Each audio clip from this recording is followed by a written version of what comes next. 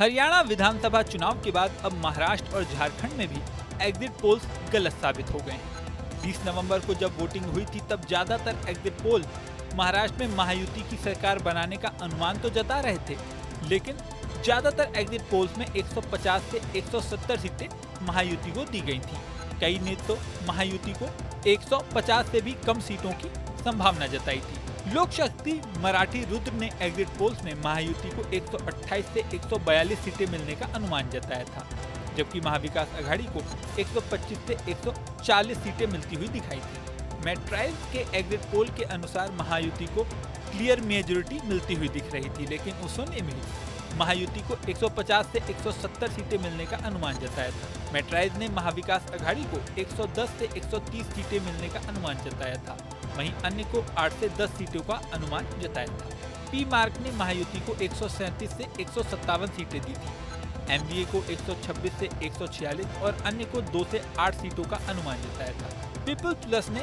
महायुति को सबसे ज्यादा सीटों का अनुमान जताया था। पीपुल्स प्लस ने महायुति को 175 से 195 सीटों का अनुमान जताया था, जबकि महाविकास आघाड़ी को सिर्फ 85 से 112 सीटें मिलने की ही संभावना जताई थी। अन्य के खाते में 7 से 12 सीटें जाने की बात कही थी। चाणक्य स्ट्रेटेजीज ने भी महायुति को 152 से 160 सीटों का अनुमान जताया था, जबकि महाविकास आघाड़ी को 130 से 138 सीटें दी थी। इंडिपेंडेंट्स को 6 से 8 सीटें मिलने की संभावना जताई थी। जेवीसी के सर्वे के अनुसार महायुति को 150 से 167 के बीच सीटें दी गई थी। महाविकास आघाड़ी को 107 से 125 के बीच सीटें दी गई थी, जबकि अन्य को 13 से 14 सीटें दी गई थी। यानी महाराष्ट्र में महायुति की जीत का अनुमान तो कई ने लगाया, लेकिन ऐतिहासिक जीत का अंदाजा किसी को नहीं था।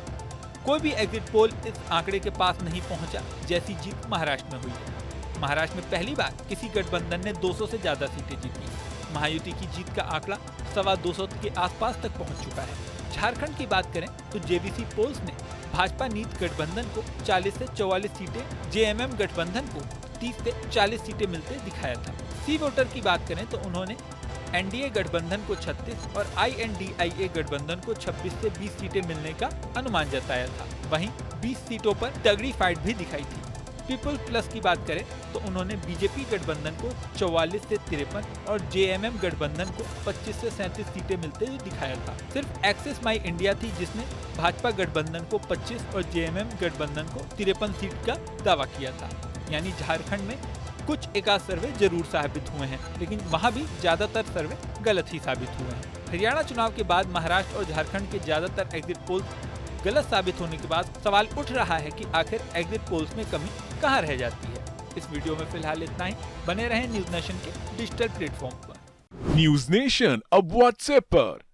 खबरों की ताजा अपडेट के लिए न्यूज नेशन के इस क्यूआर कोड को स्कैन करें।